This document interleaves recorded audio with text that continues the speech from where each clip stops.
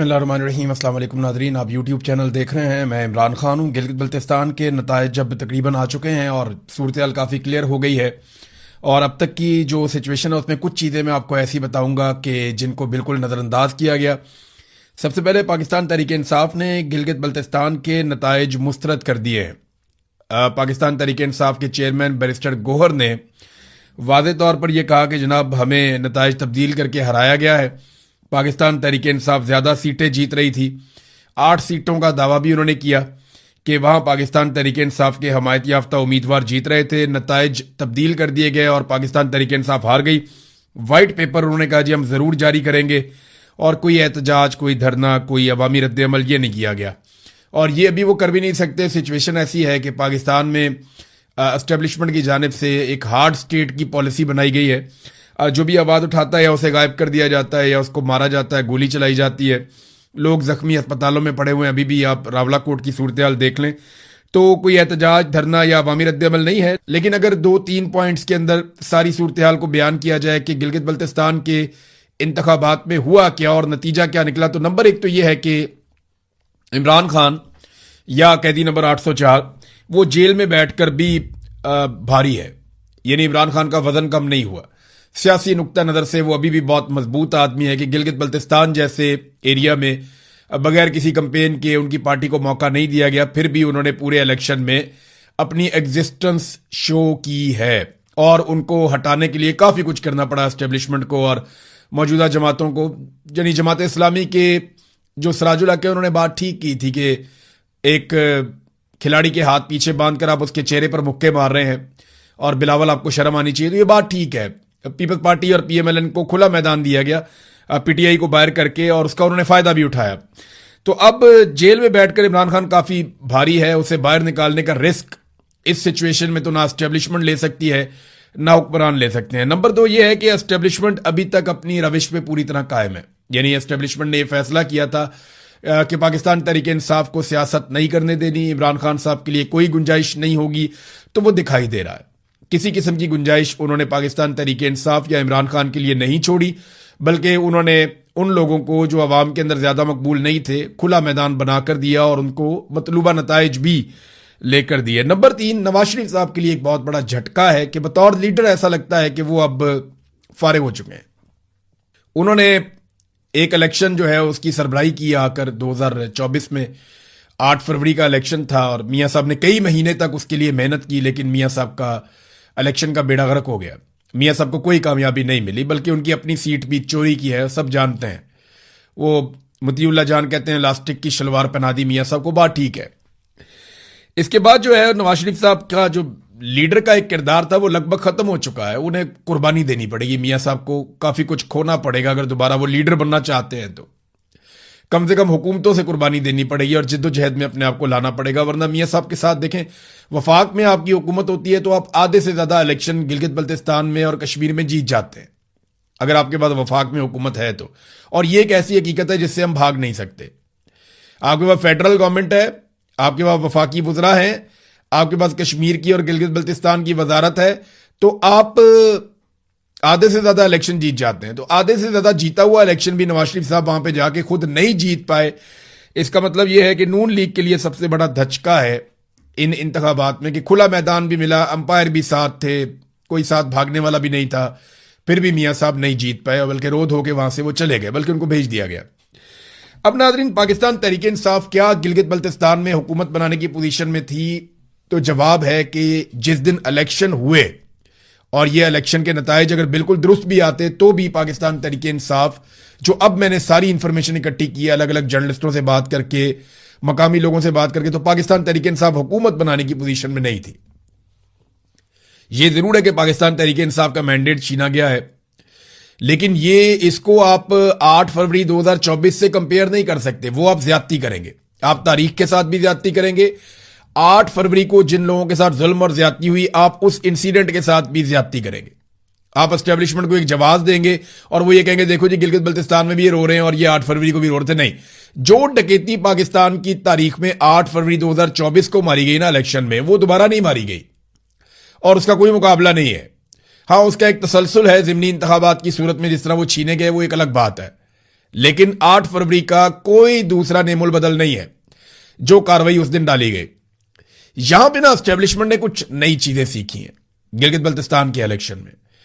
अब वो ये नहीं करते कि इलेक्शन वाले दिन बहुत बड़े पैमाने पर धांधली करें, करते हैं। यहां पे उन्होंने खालिद खुर्शीद की वालदा से जो सीट छीनी, 2 सीटों के बारे में बड़ा कैटेगोरिकली कहा जा रहा है, 2 से 3 सीटें हैं कि वहां पाकिस्तान तहरीक इंसाफ के हमायत याफ्ता उम्मीदवार जीत रहे थे लेकिन उनको हरा दिया गया।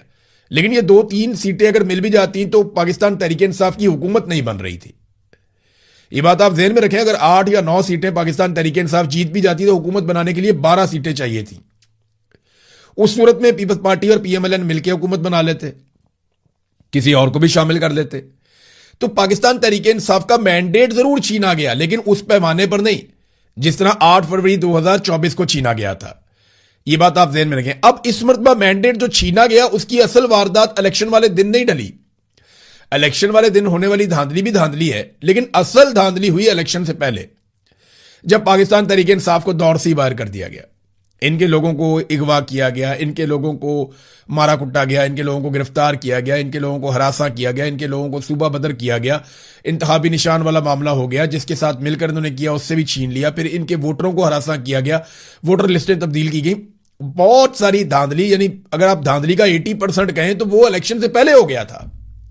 जो असल काम है, एस्टेब्लिशमेंट ने अब ये सीख लिया कि अगर धांधली करनी है तो वो पहले करनी है। इलेक्शन वाले दिन जो आप धांधली करते हैं वो बड़े आराम से पकड़ी जाती है, वहां बड़ा गंद पड़ जाता है, लिहाजा वो गंद पहले से डालना शुरू करते हैं। तो पाकिस्तान तहरीक इंसाफ को अमली तौर पे इलेक्शन से बाहर किया गया था इलेक्शन शुरू होने से पहले। और अगर जो पाकिस्तान तहरीक इंसाफ को ये नताइज पूरे मिल भी जाते तब भी पाकिस्तान तहरीक इंसाफ शायद हुकूमत बनाने की पोजीशन में ना होती। जो मैंने अब तक इतलात इकट्ठी की हैं उनके मुताबिक तो मेरे पास ये है। तो प्री पोल रिगिंग ही असल रिगिंग थी और पीटीआई को अपना मौकिफ खराब नहीं करना चाहिए। नून लीग को वफाक में होने के बावजूद वोट नहीं पड़े। पीपल्स पार्टी जो है उसने वोट लिए हैं और उनकी एग्जिस्टेंस है उनकी। उसकी वजह यह है कि जुल्फिकार जी भुट्टो हो या बेनजीर भुट्टो हो, माजी में इन्होंने गिलगित बल्तिस्तान के लिए काम किया था, गिलगित बल्तिस्तान की शनाख्त के लिए भी इन्होंने काम किया था। बिलावल ने उसका फायदा उठाया। बिलावल ने जिन चीजों का फायदा उठाया मैं आपको बताता हूं। नंबर 1, बिलावल को इस बात का फायदा हुआ कि पीटीआई मैदान से बाहर है, वो आकर खुलकर मुकाबला नहीं कर सकते, उनके हाथ बंधे हुए हैं। नंबर 2, बिलावल ने फायदा उठाया कि वफाक में नून लीग की हुकूमत है जो इंतहाई गैर मकबूल है, उनका बेड़े ही गर्क हो गया और उनके पास अवाम को बताने के लिए कोई बयानिया ही नहीं है। तीसरा, बिलावल कुछ हद तक ये बावर करवाने में कामयाब हो गया कि वो अपोजिशन का आदमी है, वो हुकूमत में नहीं है और हुकूमत पे तनकीद करके उसने लोगों को अपने साथ मिला लिया। और चौथा, उसको फायदा जो पीपल्स पार्टी की ऑलरेडी एग्जिस्टेंस थी गिलगित बल्तिस्तान में। तो बिलावल ने इन सारी चीजों को इस्तेमाल किया पीपल्स पार्टी ने और मिलजुल कर उन्होंने इलेक्शन लड़ा और उन्होंने अपनी सीटें निकाल ली। अगर आप धांधली कहें भी तो भी सबसे बड़ी पार्टी पाकिस्तान पीपल्स पार्टी ही बनी है। वहां पे मुकम्मल ठीक भी हो जाता तो बड़ी पार्टी ना भी बनती तो ये मिलकर हुकूमत बना लेते। तो ये नाज़रीन गिलगित बल्तिस्तान का इलेक्शन था। अब आ जाए कश्मीर वाली सूरत हाल में। कश्मीर में ना अब एक नेक टू नेक सिचुएशन बन चुकी है। 2 चीजें आमने सामने। नंबर 1, एक बड़े क्रैकडाउन की तैयारी की जा रही है जिसमें ज्वाइंट अवामी एक्शन कमेटी के लोगों को गिरफ्तार किया जाएगा या लापता किया जाएगा।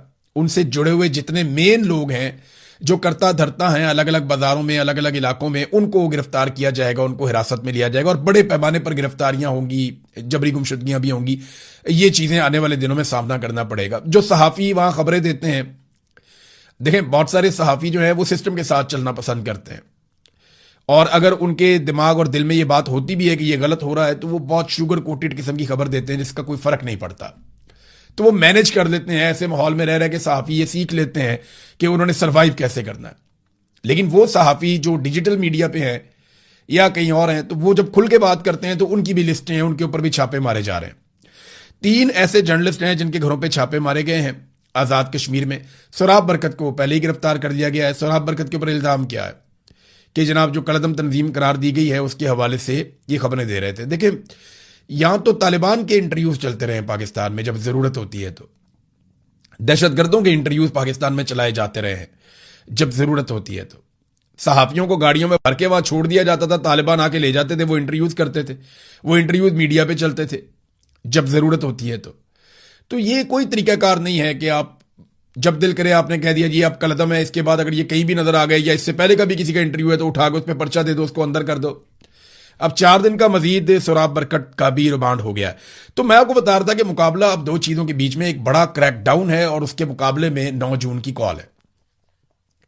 देखना यह है कि 9 जून को लोग निकल कर ये जो क्रैकडाउन का एक अमल शुरू किया जा रहा है इसको नाकाम बनाते हैं या नहीं। क्योंकि अगर 9 जून की कॉल आजाद कश्मीर में कश्मीरियों की अगर नाकाम हो जाती है, ये बात आप मेरी जहन में रख लें और पल्ले बांध लें आप पक्की, अगर 9 जून की कॉल, क्योंकि अब वापस पीछे हटने का तो इम्कान है नहीं। हाँ यह है कि अगर ज्वाइंट अवामी एक्शन कमेटी एक अनाउंसमेंट कर दे कि हम अभी इसको मौखर कर रहे हैं, दोबारा कर देंगे, तो ये मौखर तो हो जाएगी, दोबारा भी शायद वो एहतजाज कर ले, लेकिन वो एहतजाज फिर वैसा कभी भी नहीं होगा। अवामी ताकत इनके साथ कभी दोबारा खड़ी नहीं होगी और ये इनकी मिथ टूट जाएगी, ये बात तो हकीकत है। इसलिए वो बेचारे पीछे भी नहीं हटते, उन्होंने गोलियां भी खा ली हैं। अब मामला यह है कि अगर अवाम निकल आई और उन्होंने अपनी ताकत का मुजाहरा कर दिया और उन्होंने चीजों को अपने कंट्रोल में ले लिया, तो फिर एस्टेब्लिशमेंट को बैकफुट पे जाना पड़ेगा और वो क्रैकडाउन की पॉलिसी से पीछे हटकर मुज़ाकरात पे आ जाएंगे। दूसरी जानिब अगर ये कॉल नाकाम हो जाती है, लोग नहीं निकल पाते और एस्टेब्लिशमेंट कामयाब हो जाती है ताकत के बलबूते पे एहतजाज को नाकाम बनाने में, तो फिर क्रैकडाउन जरूर होगा और इतना तगड़ा क्रैकडाउन होगा कि आजाद कश्मीर में दरो दीवार हिल जाएंगे। लोगों को पता चल जाएगा कि अपने हक के लिए कैसे खड़े होते हैं और उसकी कीमत क्या अदा करनी पड़ती है। वो पाकिस्तान तहरीक इंसाफ भी भुगत रही है, वो वहां और जमातें भी भुगतती रही हैं माजी में, तो यहां पे ज्वाइंट अवामी एक्शन कमेटी को भुगतना पड़ेगा। अब जो खबरें चलाई गई सुबह से, हम ये देख रहे थे कि खबरें चलाई गई जनाब हालात नॉर्मलाइज हो गए हैं, राबरा कोर्ट में हालात मामूलात जिंदगी बहाल हो गए और मामूल के मुताबिक जिंदगी चल रही है। ये ना एक तरीकाकार है बहुत पुराना पाकिस्तान में कई दहाइयों से। जैसे ही कोई ऑपरेशन या कोई चीज होती है या जैसे ही कोई बड़ा नुकसान होता है तो फौरी तौर पे अगले दिन खबरें चलाई जाती हैं कि मामूलात जिंदगी बहाल हो गए। हम ना मसाइल की जड़ की तरफ नहीं जाते, हम ये नहीं देखते कि यह मसला हो क्यों रहा है, हमें फटाफट मट्टी डालने की एक जल्दी होती है कि मट्टी पाओ और निकलो, बस इस मामले से आगे बढ़ो। आगे बढ़ने की सबसे बड़ी वजह यह है कि कोई आदमी भी अपने गिरबान में झांकना नहीं चाहता, अपनी गलती को तस्लीम नहीं करना चाहता, कोई आदमी भी अपनी गलती से सीखना नहीं चाहता, बल्कि जो दिहाड़ी लग रही है वो उसी के अंदर खुश रहना चाहता है। आपको याद है जब रजीम चेंज ऑपरेशन किया गया पाकिस्तान में, तो उस वक्त DGISPR थे इफ्तिखार बाबर, उन्होंने फौरन कहा था कि देखें जैसे ही हुकूमत तब्दील हुई ये अच्छा हो गया, वो अच्छा हो गया, मामूलात जिंदगी ठीक हो गए। आज तक मामूलात जिंदगी ठीक नहीं हुए। बांग्लादेश से जब पाकिस्तान टूट रहा था बिल्कुल ऐसी खबरें आ रही थी कि जिंदगी मामूल के मुताबिक चल रही है, फिर पता चला सरेंडर हो गया और 90,000 कैदी बन गए पाकिस्तानी फौजी, मुल्क ही टूट गया।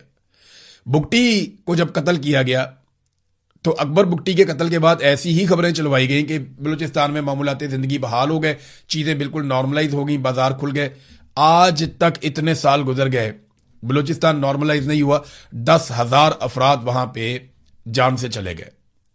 तो ये बार बार ये कहा जाता है अभी भी बलूचिस्तान में कुछ हो जाए, हर साने के बाद साने की वजूहात देखने के बजाय हम मट्टी डालने का काम करते हैं। अभी IG की एक वीडियो भी जारी की गई है मामूलात जिंदगी दिखाने के लिए कि वो लोगों से हाथ मिला रहा है, मिल रहा है, कॉन्फिडेंस शो कर रहा है। बाजारों की कुछ वीडियो जारी करने की थोड़ी बहुत छोटे मोटे क्लिप आए, लेकिन रावला कोट में लोग अभी भी एहतजाज कर रहे हैं। मुख्तलिफ वाकयात रिपोर्ट हुए हैं शहर के आसपास इर्द गिर्द, कहीं बीच में लोग निकले थोड़ी तादाद में, उन्होंने एहतजाज किया, छोटी सी रैली निकाली, उसके बाद मुंतशिर हो गए। ये चीजें बताती हैं कि लोगों में अभी भी एहतजाज करने की सलाहियत बाकी है और ये काफी उनकी कैपेसिटी है रात को होने वाले क्रैकडाउन के बावजूद। क्रैकडाउन के हवाले से रात को जो खबरें आई थी वो गैर मुसद्दका थी और उनमें ज्यादा हलाकतें और शहादतें बताई गई थी, लेकिन अब उनकी तादाद तो कम बताई जा रही है, लेकिन ये जरूर कहा जा रहा है कि बहुत सारे लोग लापता हैं जिनके बारे में कुछ पता नहीं है, वो गिरफ्तार कर लिया गया या उनके साथ कुछ और हुआ, हम कुछ कह नहीं सकते। जब इस तरह का इंसिडेंट होता है आप इंटरनेट बंद कर देते हैं, मोबाइल फोन बंद कर देते हैं, लाइटें बंद कर देते हैं, इंफॉर्मेशन को जब आप छुपाते हैं तो अफवाहें फैलती हैं। तो सरकार की रिस्पॉन्सिबिलिटी होती है कि वो सामने आए और आकर हकीकत बताए। अब ना सरकार सही तरीके से हकीकत बता रही है और ना ही ज्वाइंट अवामी एक्शन कमेटी ने कोई एलामिया जारी करके नुकसान का बताया। या तो ज्वाइंट अवामी एक्शन कमेटी नुकसान के बारे में आगाह करे आवाम को और वो ये बेचैनी खत्म करे कि रात को क्रैकडाउन में कितने लोग जख्मी हुए। दावा यह किया जा रहा है कि जो गोली चली और शेलिंग हुई उसमें 100 के करीब लोग जख्मी हुए हैं। कुछ सहाफी दावा कर रहे हैं कि 70 से ज्यादा जख्मियों का तो बिल्कुल मुसद्दका डाटा मौजूद है, लेकिन अभी भी कंफर्मेशन किसी चीज की तब तक नहीं होगी जब तक कि ज्वाइंट अवामी एक्शन कमेटी जो कलअदम है वो कोई तफसीलात फराहम नहीं कर देती। तो अवामी ज्वाइंट एक्शन कमेटी को एक मशवरा यह भी दिया जा रहा है कि आप अपना एक पॉलिटिकल पार्टी रजिस्टर कर लें, आप अपना मंशूर दे दें और इलेक्शन में चले जाएं। आप इलेक्शन लड़ें, इलेक्शन जीतें अपने मंशूर के मुताबिक और आकर आइन में तब्दीली करके ये 12 नशिस्तें मुहाजिरीन की खत्म कर दें। मामला ये है कि ये 12 नशिस्तें, इनके साथ 3 और शामिल हो जाती हैं मखसूस नशिस्तें, तो ये मिलकर ही लगभग 30% के आसपास बन जाती हैं। तो 2/3 अक्सरियत तो इन नशिस्तों के बगैर कोई ले नहीं सकता। सवाल ही पैदा नहीं होता कि इन नशिस्तों के बगैर कोई 2/3 अक्सरियत दे, और इस पे तो एस्टेब्लिशमेंट अपने बंदे बैठाती है, लिहाजा आईनी तरमीम तो हो नहीं सकती। हाँ, यह जरूर हो सकता है कि बहुत ताकत लगा के किसी तरह कोई अपनी हुकूमत बना ले आजाद कश्मीर में मिलिट्री एस्टेब्लिशमेंट की पहुंच से बाहर, और फिर फ्यूचर में किसी तरह से इन सीटों को खत्म किया जा सके। यह तो एक पॉलिटिकल सोल्यूशन है। और परवेज रशीद साहब ये मशवरा भी दे रहे हैं कि जनाब आप इलेक्शन लड़ दें। एक तरफ उन्हें कलदम करते हैं, दूसरी तरफ उन्हें कहते हैं इलेक्शन लड़ो। एक तरफ उनके साथ मुज़ाकरात करते हैं, दूसरी तरफ उन्हें कहते हैं इलेक्शन लड़ो। अभी जो फैसल राठौर साहब हैं, जो आज़ाद कश्मीर के वज़ीर आज़म हैं, उनका भी एक स्टेटमेंट सोशल मीडिया पे गर्दिश कर रहा है, जिसमें एक इंटरव्यू में उन्होंने कहा जी हम बैठ के बात करना चाहते हैं, हमने कई लोगों से कहा, हमने राब्ते किए, या बरतानिया में उन्होंने कई लोगों से राब्ते किए कि जनाब बैठ के बात करते हैं, हमें यह मसला हल करना चाहिए, और बैठ के बातचीत के जरिए से इंसानी जानें ज़ाया ना हो, हमें यह मसला हल कर लेना चाहिए। ये फैसल राठौर साहब ने कहा। तो एक तरफ उन्हें कहते हैं कलदम है, जत्थे हैं, बात नहीं होगी, दूसरी तरफ कहते हैं उनके साथ मुज़ाकरात करने हैं। तो ये एक अभी कंफ्यूजन की पॉलिसी है, और ये कंफ्यूजन तब तक रहेगी जब तक कि 9 जून का दिन गुजर नहीं जाता। ये 24 घंटे बहुत अहम है। अगर 9 जून को बड़े पैमाने पर लोग निकल आते हैं तो हुकूमत मुज़ाकरात की बात करेगी, बार बार मुज़ाकरात की बात करेगी और बैठेगी और कुछ चीजें मान भी जाएगी। देखिए ना, वो कहते हैं कि आईनी तरमीम के बगैर ये 12 नशिस्तें खत्म नहीं हो सकती। तो मेरा एक सवाल यह है कि आधी नशिस्तें खत्म करने का जो ऑफर किया था वो किस बुनियाद पे किया था? यानी आप आधी खत्म, एक भी खत्म करने के लिए आईनी तरमीम चाहिए होगी आपको, तो आधी आप खत्म कर रहे हैं, उसके लिए क्या आपको आईनी तरमीम नहीं चाहिए? वहां पे भी तो आपको आईनी तरमीम करनी पड़ेगी। तो ये वो सवालात हैं जिनका जवाब मेरे ख्याल में हम सबको ढूंढना पड़ेगा। इसका जवाब अभी मौजूद नहीं है। बहरहाल 9 जून फैसला करेगा कि आजाद कश्मीर में एक बड़ा और वसी पैमाने पर क्रैकडाउन होने जा रहा है, या फिर आजाद कश्मीर के जो अवाम है उनके मुतालबात के ऊपर संजीदगी से गौर करने पर यह सिस्टम मजबूर होगा। यह फैसला 9 जून को हो जाएगा।